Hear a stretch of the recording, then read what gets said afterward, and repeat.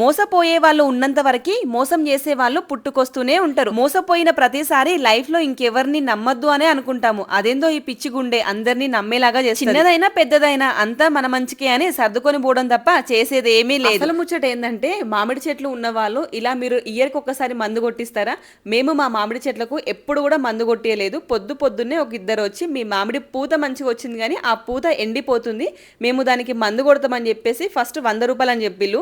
100 రూపాయలే కదా, వర్కౌట్ అయితే చాలా బాగుంటది కదా, 2 చెట్లకి 200 ఇచ్చి కొట్టిపిద్దామని చెప్పేసి నేను మా ఆడపడిచి ఇద్దరం అనుకున్నాం. వన్స్ ఒక్కసారి చెట్టు దగ్గరికి అలో వేసిన తర్వాత అర్థమైంది ఏంటంటే ఒక్క చెట్టుకి 6 పౌడర్ ప్యాకెట్లు 6 ఇంజక్షన్లు ఇస్తారంట. అయితే 1200 ఒక్క చెట్టుకి, ఇంకా 2 చెట్లకి కలిపి 2400 బిల్లేసిల్లు. ఏం చేయాలో అర్థం కాలేదు.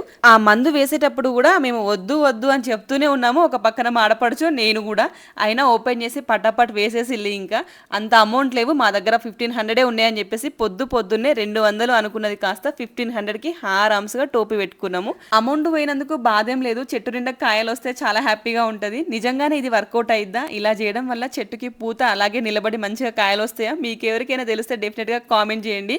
మా ఇంట్లో వాళ్ళకి చెప్పిన తర్వాత పొట్టు తిట్టిల్లు ఇద్దరిని. అదన్నమాట సంగతి. ఇది సంవత్సరానికి పోతాడు వాడేది, చెట్టుకి పదాలు వాడేరు. ఇప్పుడు వేస్తే నువ్వు సంవత్సరానికి వాడేది. సంవత్సరానికి ఒకసారి వాడాలి. అంతే. కొబ్బరి చెట్లకి అయితే 2 తల్లో వాడతారు. అంటే 6 నెలలకు ఒక పంట కదా కొబ్బరి చెట్టుకి, 2 తల్లో వాడతారు.